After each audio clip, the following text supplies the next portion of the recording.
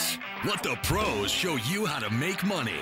General Manager Al DeMarco, a regular contributor on Fox Sports, MSNBC, and Comcast Sports TV, brings over 25 years of handicapping experience to the table.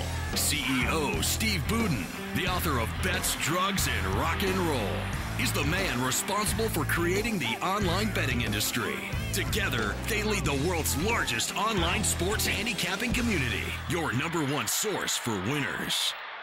Hi everyone, Al DeMarco here along with Steve Budin. This is the Countdown to Kickoff show, the only nationally televised show to break down all of your NFL action every week from a point spread perspective. Happy holidays to all of you out there. Hopefully Santa will be leaving a little cash in your stockings. We have certainly made you all money all season long. And guys, 2 weeks left here in the NFL season. What a wacky one it has been. Nothing stranger than last weekend when you have the Packers losing, when you have the Colts winning. I don't know. This week it may be the apocalypse. Not a lot of early Christmas presents last week. Thank God I had the Baltimore Crew to rely on. They've now hit 8 out of 10 of their 50-dimers. And Al, you know, the biggest difference in this business between winners and losers is whether or not you hit your big plays. We've shown that, we've proven that, and that's why we're winners. Well, guys, listen, the whole point of this show is that we're running down every single game from a point spread perspective, right? You understand that. Now, we have opinions on every single game, but opinions are a dime a dozen. Listen, the difference between me, a guy that's been a professional handicapper for 25 years, and you out there is that I'm taking the game that I have my strongest opinion on, I'm betting it. I'm telling you to bet it. And bottom line, I've been successful doing it. I could lose every single college and pro football play from here through the Super Bowl, and I've still got another winning season under my belt 9 out of 10 years. And the point I'm trying to make is not that I'm bragging, which of course I am, but it's the fact that you've got to narrow down the card. When I was younger, guys, when I first started gambling, even when I was first a handicapper, if there were 20 games on the board, I'd find a way to bet 22 sides. That's the way I was. But as the years went on, I realized the key is to definitely narrow your focus, find that one game that you want to unload on, and that's your best bet. The more games you bet, obviously, the odds are stacked against you mathematically. You, as a former bookmaker, Steve is the guy who created what you now know as the offshore sportsbook betting industry back in the 90s. You loved these guys that would come through your shop and bet dozens of games. We always loved the degenerates that play. I mean, the other guys we used to call the shot takers. But the truth is that at the end of the day, if you surround and pound, you find your game. Now, there are 2 types of people that watch this show. The first type, they have their own opinion. They like to hear everything we have to say, see what jives with them. They make their play, and if they lose, they blame us. The second type of people are the people that will only bet the plays that we're betting on. And to get those plays, you have to buy the picks. And the third type of people that probably watch the show would be our family, but I think they turned off after week number long 1. Ago, our long wives ago. could care less about this. Hey, let's get to the first game on the board. It's going to be Denver and Buffalo. I told you guys last week on the show, New England would take care of business in Denver.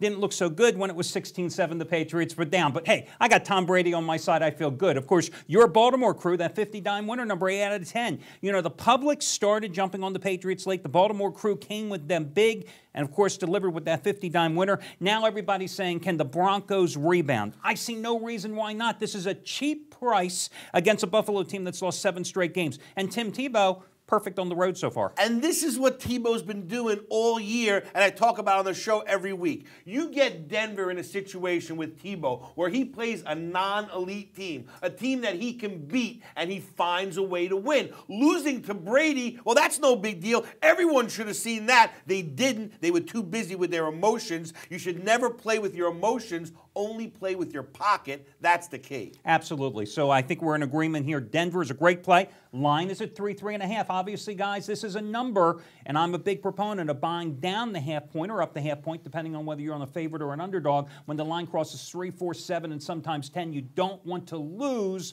when a game comes out of field goal and you've got 3.5, so buy the half point down on Denver. Next game, New England. These Patriots this time back at home against Miami. Remember when the season kicked off a couple hundred years ago, seemingly, and all Tom Brady did was throw for 516 yards and 4 touchdowns in that Monday night game. It was a 38-24 win as a 7-point chalk, and yet Miami was in position late in that game, perhaps to get a backdoor cover or at least a push, but they couldn't come through. So much has changed. Of course, the Dolphins rebounded. As I thought they would last week against Buffalo under coach Todd Bowles. Bottom line, they're on a 6-2 straight up run, 7-1 against the spread, 22-8 ATS run. I like the Dolphins here because, as we've seen, Patriots have no defense. No, this is true. And a lot of times when a team loses their coach at the end of the season, they rally because they want to almost prove to the public that, you see, it wasn't my fault we stunk so bad. It was the coach's fault. I think that's what we're seeing happening here in Miami. I agree with you. I think this is the perfect spot for Miami to cover the spread, not get the win, because at the end of the day, I don't think they're beating Belichick in the month of December. But I do think 10 points is enough to make me take them. Yeah, and it wouldn't surprise me to see this one go up to 10.5 by kickoff. And listen, Reggie Bush coming off a monster game against the Bills. You saw how bad this New England rushing defense has been all season long when they gave up over 150 yards rushing to Denver in the first quarter of that game last week. So go ahead and take Miami plus the points. Now listen, last week, guys, I also told you the Redskins were the play against the Giants. I also told you the Jets were the play against the Eagles. So, you know, I'm only half a genius, which makes me probably eligible to coach at least a half a dozen NFL teams. Jets must-win game against the Giants. Giants must-win game against the Jets.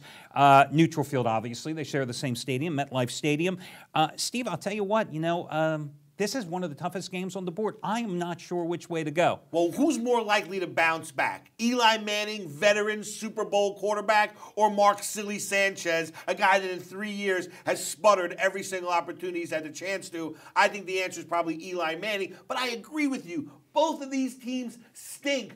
If both teams could lose, they'd find a way to lose. I think the play here is going under the total, 46.5. I think it's going to be a field goal fest. I think it's going to be freezing, and I don't think there's going to be a lot of up and down action in this game. I don't know about that under, because this Giants defense has been giving up 27 points a game this season. And I'll tell you what, you know, if I had to, with a gun against my head, I'd probably take the Jets, only because, you know, the Giants, Tom Coughlin, after the Giants lost to the Redskins, didn't come out and just harpoon his team. No NFL coach is going to do that, because obviously you're going to lose your players in the locker room. But I'll tell you what, he came out and he said, you know, he expected them to play so much better, and they simply didn't. That was just a pathetic effort. But when you think about it, this is a Giants team that's lost 5 of its last 7 games. I lean a little toward the Jets.